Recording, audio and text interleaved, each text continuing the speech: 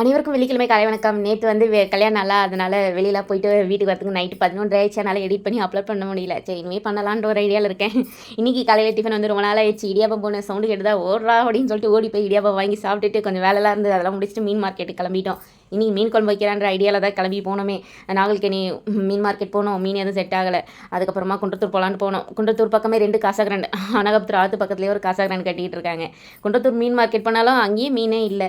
சரின்னு சொல்லிட்டு தேடி பார்ப்போம்னு சொல்லிட்டு அதுக்கப்புறம் குன்றத்தூர் பக்கத்தில் இன்னொரு காசா கிராண்ட் வந்து 4 ரோடு பக்கத்தில் கட்டுறாங்க. டிமார்ட் ஆப்போசிட்டே இருக்குது அந்த காசா கிராண்ட். எங்கேயும் மீன் கிடைக்கலையா, வர வழியில் பனக்கிழங்கு வாங்கணும், அப்புறம் சீதாப்பழம் வாங்கணும், அதுக்கப்புறம் ஐஸ்கிரீம் உட்காந்து சாப்பிட்டு முடிச்சுட்டு கொஞ்சம் காயை வாங்கி வீட்டுக்கு வந்தாச்சு. ஹஸ்பண்ட் ஒரு ஐடியா இருக்குவா நான் சொல்கிறேன் அப்படின்னு சொல்லிட்டு வீட்டுக்கு கூட்டிகிட்டு போயிட்டாங்க. அதுக்கப்புறம் தான் தெரியும் என்ன லஞ்சுங்கிறது. வீடியோ ஃபுல்லாக பாருங்கள். மதியானத்துக்கு வந்து சாப்பாடு ஃப்ரெண்டு வீட்டில் கொடுத்த நெத்திலி மீன் குழம்பு. அதுக்கப்புறம் வந்து காய் கொஞ்சம் நாளாக சேர்க்காத மாதிரி இருந்தது. அதனால் பீன்ஸ் கேரட் வாங்கிட்டு வந்தேன்னா பீன்ஸ் கேரட் அப்படியே இப்படியே நறுக்கி போட்டு பொரியல் பண்ணிவிட்டு கொஞ்சம் ரசம் முட்டை குழம்பு.